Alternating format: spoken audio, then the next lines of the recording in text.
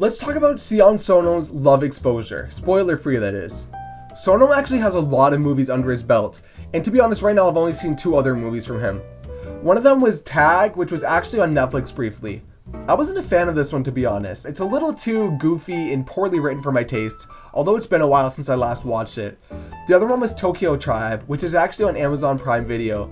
I wasn't crazy about this one either. It's a rap musical, but for a rap musical, the rapping in it is just god-awful. Maybe I could appreciate it more if I was fluent in Japanese, as all the rapping's in Japanese, but anyways, we can get into those movies more another time. Love Exposure, on the other hand, is incredible.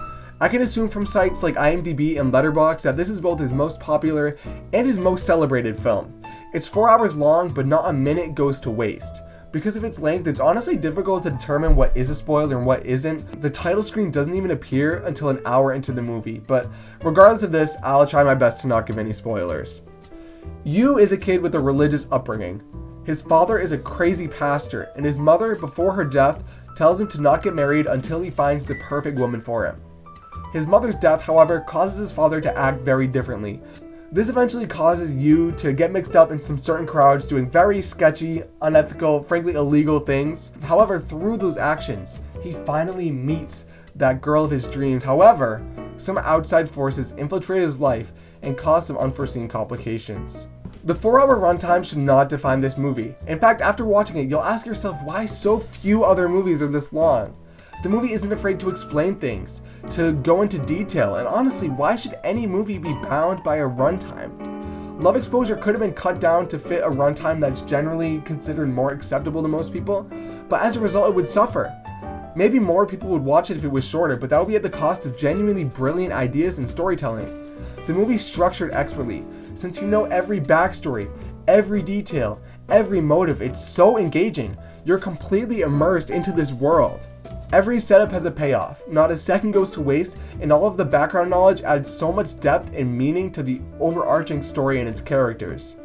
I also want to draw attention to the movie's score. It's all classical music, and this truly adds to that film's immersive atmosphere. It particularly shines in one part, a little past the halfway point, where a character recites Bible verse Corinthians 13. They dramatically yell every word on a beach at night, while Beethoven's 7th Symphony in A major loudly plays in the background. It's timed perfectly, and it's just so emotional and so captivating. There are a lot of themes regarding sexuality, family, religion, adolescence. The whole film's just an experience, and something you need to take in.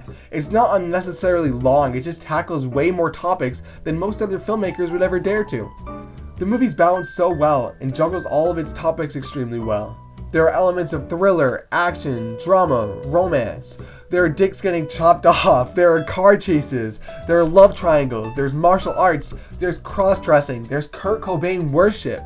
More or less, it's realism blended with insanity, and as I've said, with amazing balance. Those maybe over the age of 18, promise me you'll watch Love Exposure, and those under the age, or honestly anyone, watch Love Exposure before you die.